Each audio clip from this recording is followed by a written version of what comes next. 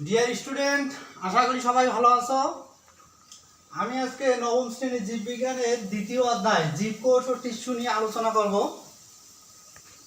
শুরুতেই বলছি কোষ, জীবকোষ বা কোষ কি। কোষের সংজ্ঞাটা আমি লিখছি।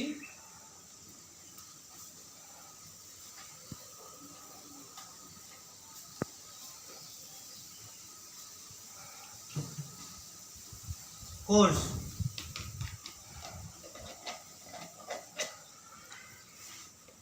জীবদেহের গঠনগত ও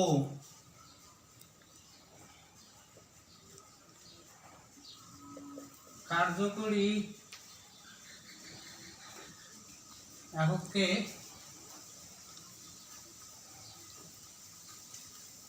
কোষ বলে। একটি মানবদেহ প্রায় 100 ট্রিলিয়ন কোষ নিয়ে গঠিত।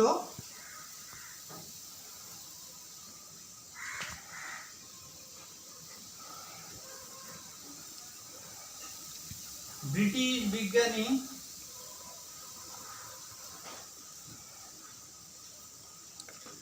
রবার্ট হুক সর্বপ্রথম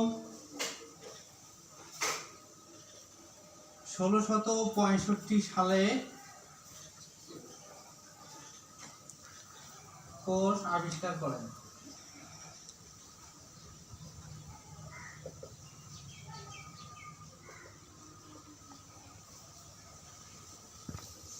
কোষ কত প্রকার এটা নিয়ে আলোচনা করব। অবস্থান ও কার্যভেদে কোষ দুই প্রকার।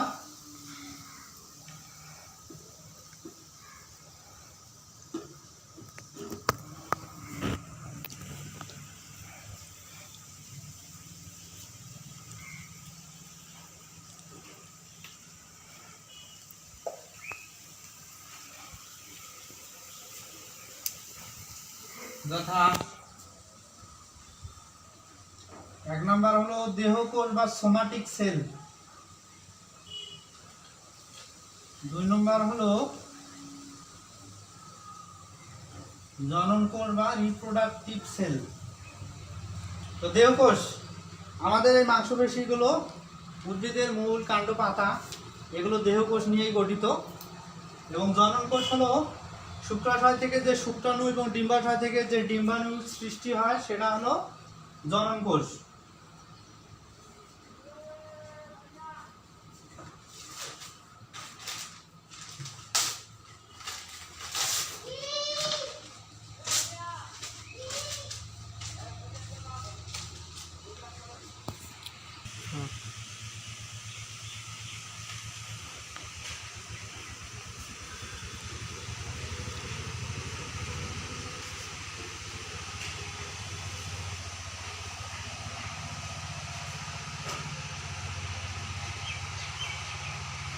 এরপর নিউক্লিয়াসের গঠনের উপর ভিত্তি করে কোষ দুই প্রকার।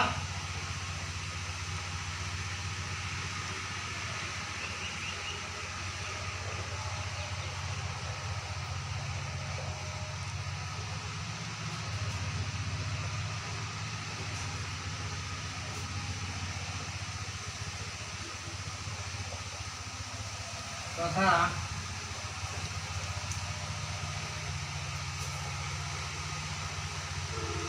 আদিকোষ,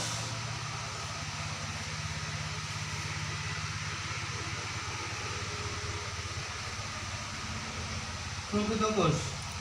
আদিকোষের ইংরেজি হলো প্রোক্যারিওটিক সেল এবং প্রকৃত কোষ হলো eukaryotic sell.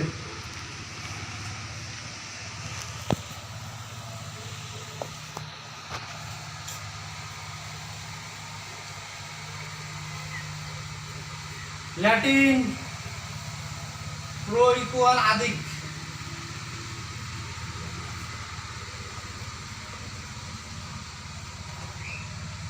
Carry on equal না, নিউক্লিয়াস বা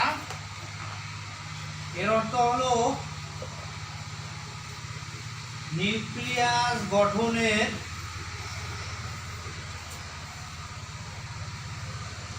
পূর্ববর্তী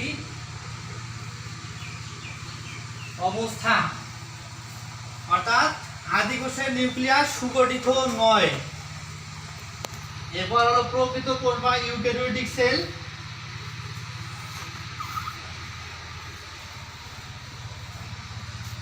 প্রকৃত কোষ এটা গ্রিক শব্দ থেকে এসেছে, গ্রিক ইউ ইকুয়াল প্রকৃত,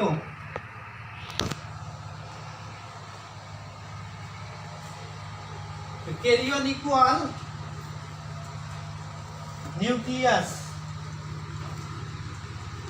ক্যারিয়ন সমান নিউক্লিয়াস, অর্থাৎ এর নিউক্লিয়াস সুগঠিত। প্রকৃত কোষের নিউক্লিয়াস সুগঠিত। এবং এই প্রকৃত কোষ আমরা কোথায় পেয়ে থাকি? যেমন উদ্ভিদ কোষ এবং প্রাণী কোষ, এদের নিউক্লিয়াস সুগঠিত, এজন্য এদেরকে বলা হয় প্রকৃত কোষ। এদের কোষকে প্রকৃত কোষ বলা হয়। এই প্রকৃত কোষকে আবার প্রধানত দুটি ভাগে ভাগ করা হয়, তথা উদ্ভিদ কোষ এবং প্রাণী কোষ। উদ্ভিদ, উন্নত শ্রেণীর উদ্ভিদ এবং প্রাণীতে এই প্রকৃত কোষ বিদ্যমান। এখন একটি কোষের মধ্যে কি কি অঙ্গাণু থাকে, এই অঙ্গাণুগুলোর আমি বিস্তারিত বর্ণনা করব। এরপর পদ্ধতিতে এসে উদ্ভিদ কোষ এবং প্রাণী কোষের পার্থক্য লিখে দেব।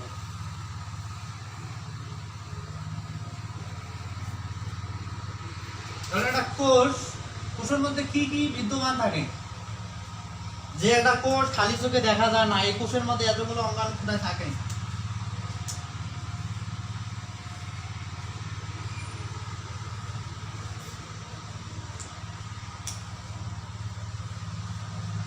শুরুতে এটাকে দুটি ভাগে ভাগ করা হয়।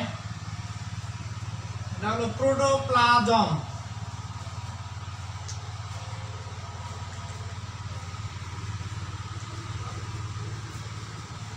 আর এটা হলো জড়বস্তু।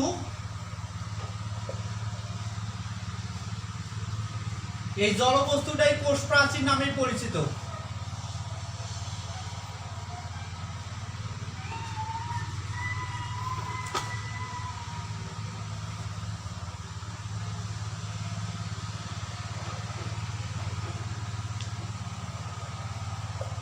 প্রোটোপ্লাজম কি? কোষের মধ্যে যে থকথকে জেলিনায় স্বচ্ছ তরল পদার্থ বিদ্যমান থাকে তাকে প্রোটোপ্লাজম বলে। এই প্রোটোপ্লাজমকে ফ্লুইড অফ লাইফ বলা হয়, কারণ এই প্রোটোপ্লাজমের শতকরা 70 থেকে 90% পানি থেকে থাকে। এই প্রোটোপ্লাজমকে আবার তিনটি ভাগে ভাগ করা হয়।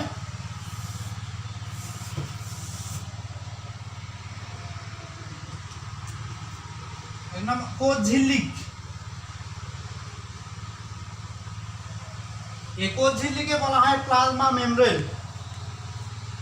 এরপর হলো সাইটোপ্লাজম,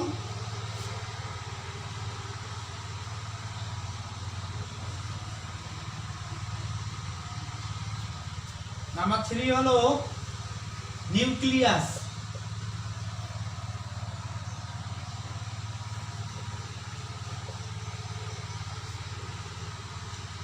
কোষ ঝিল্লি কোথায় দেখতে পাওয়া যায়? আমরা ডিমের শক্ত আবরণটা ভেঙে ফেলে তার নিচে যে একটা পাতলা আবরণ দেখতে পাই, সেটাই মূলত কোষ ঝিল্লি বা প্লাজমা মেমব্রেন। এরপর সাইটোপ্লাজমীয় অঙ্গাণু কতগুলো আছে এগুলো বিস্তারিত বর্ণনা লিখবো আমি এখন। সাইটোপ্লাজমীয়, এক নম্বর হলো প্লাস্টিড।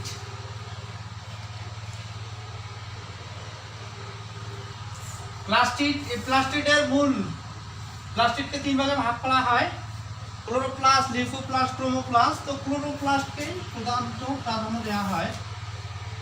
ক্লোরোপ্লাস্ট,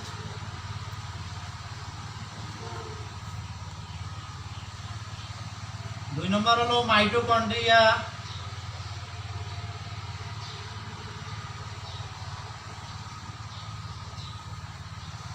তিন নম্বর হলো গলগি বডি, নাম্বার 4 হলো কোষ গহ্বর,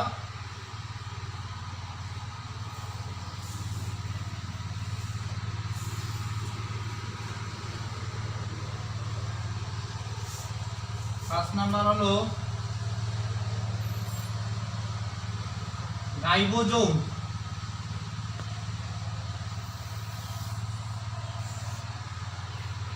লাইসোজোম,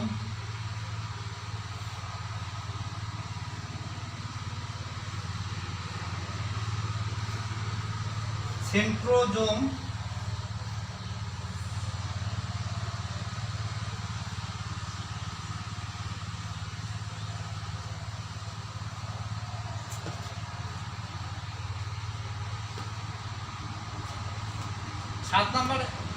সাত নাম্বার হলো 8 নাম্বার হলো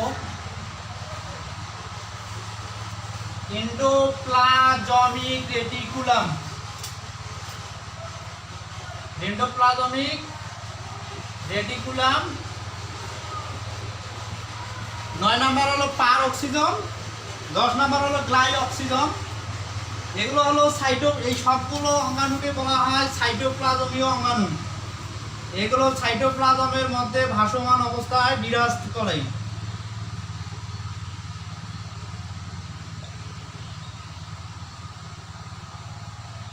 ঠিক এই অঙ্গাণুগুলোই কোনটি প্রাণী কোষে বিদ্যমান থাকে, আবার কোনটি উদ্ভিদ কোষে বিদ্যমান থাকে।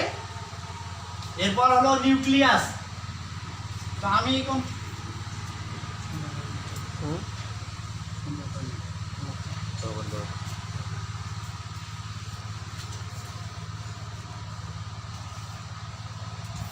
নিউক্লিয়াস আবার 5টি অংশে বিভক্ত।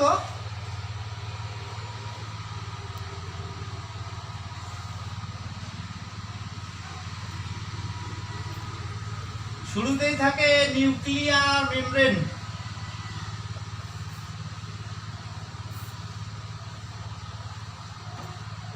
এরপর থাকে নিউক্লিওলাস,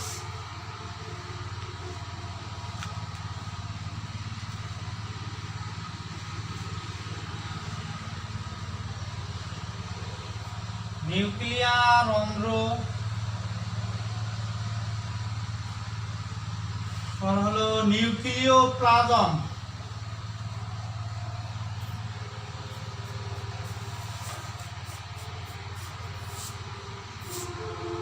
পাঁচ নম্বরে থাকে ক্রোমাটিন জালিকা বা ক্রোমোজোম। এটাই মূলত ক্রোমোজোম।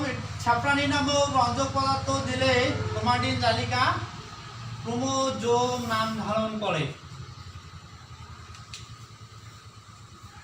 এই নিউক্লিয়াসের মধ্যে এই 5টি অঙ্গাণু বিদ্যমান থাকে।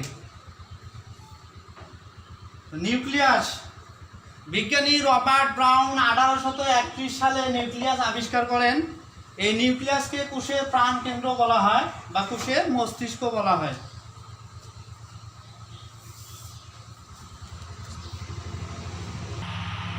এখন আমি উদ্ভিদ কোষ ও প্রাণী কোষে পার্থক্য লিখে দেব। উদ্ভিদ কোষে কোন অঙ্গাণুগুলো থাকে এবং প্রাণী কোষে কোন অঙ্গাণুগুলো থাকে না।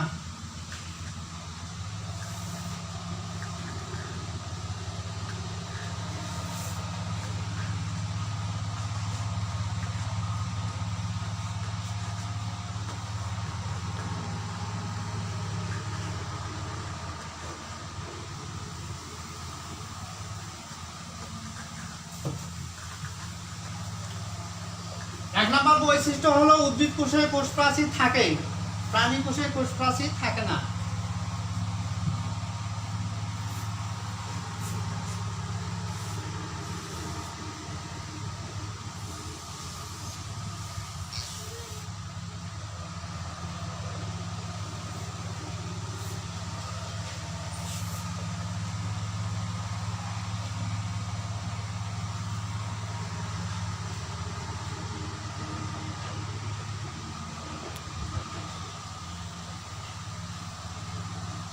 থাকে না।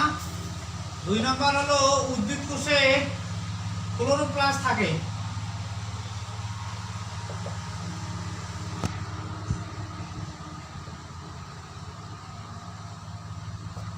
প্রাণী কোষে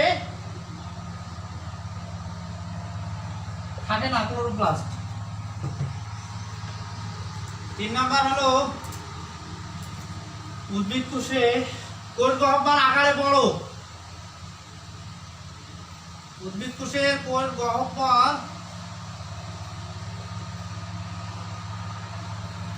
আকারে বড়। প্রাণী কোষের কোষ গহ্বর আকারে কোষ গহ্বর থাকে না, যদি থাকে তবে সেটা আকারে ছোট।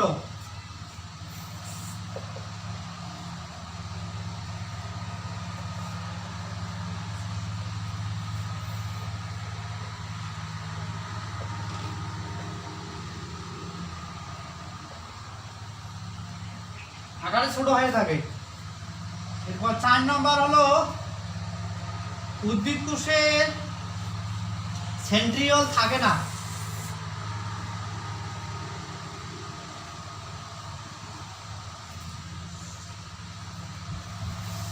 কিন্তু প্রাণী কোষে সেন্ট্রিওল থাকে।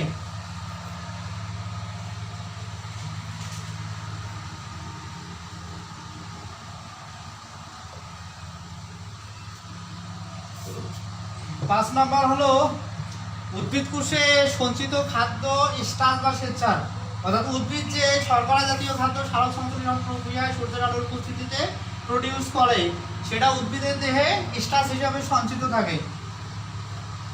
এটাকে আমরা বলতে পারি যে উদ্ভিদ কোষে সঞ্চিত খাদ্য মূলত স্টার্চ। স্টার্চ হলো ইংরেজি শব্দ, বাংলা হলো শ্বেতসার। প্রাণী কোষে সঞ্চিত খাদ্য